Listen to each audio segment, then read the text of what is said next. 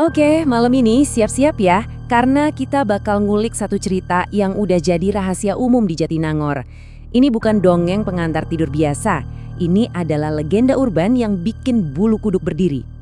Coba jawab ini deh, pernah nggak sih kalian dengar cerita serem terus kalian ketawa-ketawa aja, nganggepnya bualan? Nah, gimana kalau cerita yang kalian anggap remeh itu tiba-tiba jadi pengalaman pribadi kalian sendiri? Apa yang bakal kalian lakuin? Oke, kita mundur dulu ke Jatinangor, tahun 2006. Bayangin sebuah kota pendidikan yang suasananya belum seramai sekarang. Kalau udah lewat jam 10 malam, jalanan itu sepi banget, dingin, kadang berkabut. Suasana yang, ya pas banget buat sesuatu yang nggak diundang untuk mulai berkeliaran. Jadi di kalangan mahasiswa tuh ada semacam, ya peringatan lah yang dibungkus jadi cerita horor. Katanya hati-hati kalau naik angkot dari arah Cilenyi pas tengah malam. Soalnya kalau kamu naik angkot yang salah, kamu nggak bakal jadi satu-satunya penumpang. Cerita ini tenar banget dengan sebutan angkot setan. Nah, tokoh utama kita di cerita ini namanya Rizky. Sama kayak kita-kita mungkin, dia udah sering banget dengar soal angkot setan ini. Dan sama kayak kita juga, dia nganggepnya, ya ampun apaan sih omong kosong, cuma tahayul buat nakut-nakutin maba. Sayangnya, dia salah besar. Buat yang mungkin belum familiar, angkot itu ibaratnya tulang punggung transportasi umum di banyak kota di Indonesia. Biasanya sih rame, berisik, campur aduk isinya. Sesuatu yang normal banget lah. Ironisnya, si Rizky ini sebenarnya jarang banget naik angkot. Tapi ya itu, malam itu, takdir kayaknya punya skenario sendiri buat dia. Ceritanya gini, awal tahun 2006 Rizky baru aja selesai liburan semester di kampungnya di Sukabumi. Dia lagi dalam perjalanan balik ke Jatinangor, perjalanan yang harusnya ya gitu-gitu aja, beberapa jam di bus terus nyampe. Dia sama sekali nggak tahu kalau perjalanan pulang kali ini bakal ngebawa dia ke sebuah pengalaman yang gak akan pernah dia lupakan seumur hidupnya.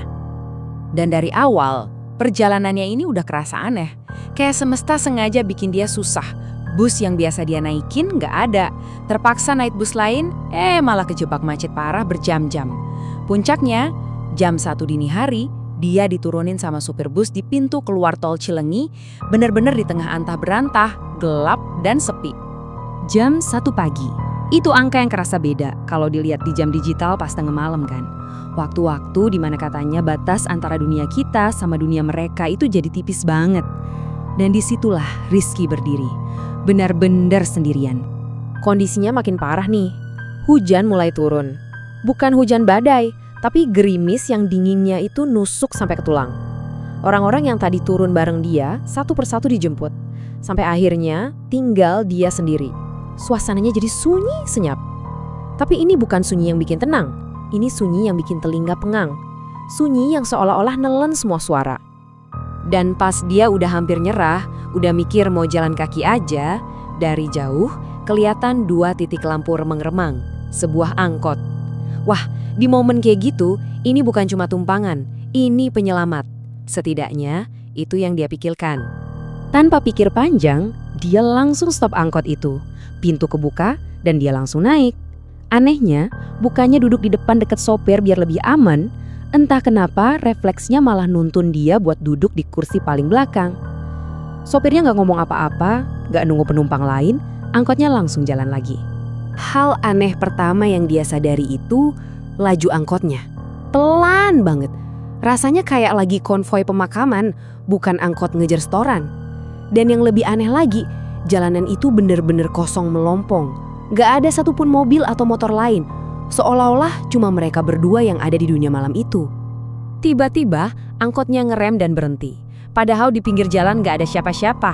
Tapi ya namanya juga penumpang biasa, Rizky secara otomatis langsung geser duduknya, kasih tempat buat orang yang menurut dia bakal naik. Tapi pintunya gak kebuka, gak ada yang naik. Rizky nunggu beberapa detik, bingung. Akhirnya dia nanya ke sopir, "Nunggu siapa, Pak?" Dari depan, tanpa noleh sedikit pun, si sopir ngejawab dengan suara datar dan dingin, "Nggak ada orang." Hening, terus angkotnya jalan lagi.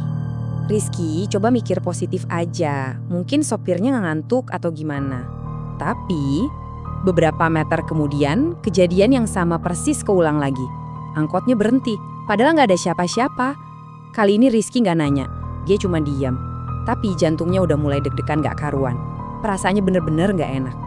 Nah, setelah berhenti untuk kedua kalinya itu, tiba-tiba laju angkotnya berubah, jadi lebih ngebut. Rizky yang masih ngerasa gak nyaman coba benerin posisi duduknya. Dia geser sedikit badannya sambil iseng ngelirik ke sekeliling interior angkot. Dan saat itu juga dia membeku. Darahnya seolah berhenti ngalir. Dia gak sendirian lagi. Coba bayangin perubahannya. Dalam sekejap mata, realitasnya jungkir balik. Detik sebelumnya kursi di depannya itu kosong.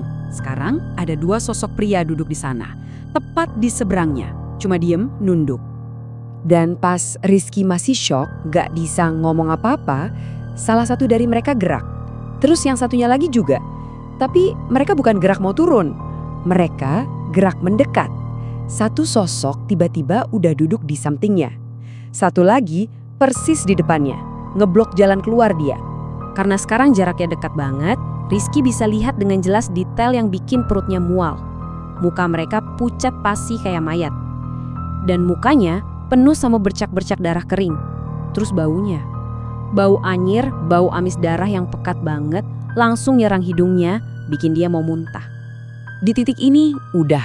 Logikanya mati. Insting bertahan hidupnya yang ngambil alih. Dia gak mikir lagi, dia teriak sekeras-kerasnya. "Berhenti!" Dia gedor-gedor atap angkot. Dan bahkan sebelum angkotnya benar-benar berhenti, dia nekat buka pintu dan lompatin dirinya keluar, jatuh ke aspal yang basah dan dingin. Dengan badan yang sakit semua dan napas ngos-ngosan, dia bangun. Dia lihat ke arah angkot tadi. Angkot itu gak berhenti, gak melambat sama sekali. Angkot itu terus jalan dengan laju yang pelan dan mengerikan itu, sampai akhirnya 2 lampu belakangnya yang remang-remang hilang di telan gelapnya malam. Rizky sih selamat ya fisiknya, tapi malam itu ada sesuatu di dalam dirinya yang berubah. Rasa skeptisnya hancur lebur di aspal Cilenyi. Jadi, apa sebenarnya yang dia alamin? Apa cuma halusinasi karena kecapean? Atau dia beneran jadi penumpang di angkot hantu Jatinangor yang legendaris itu? Cerita ini nggak ngasih jawaban pasti. Cuma ninggalin satu pertanyaan buat kita semua. Lain kali kalau kalian lagi sendirian di jalan sepi tengah malam, terus ada tumpangan yang berhenti, seberapa yakin kalian sama siapa atau apa yang ada di dalamnya?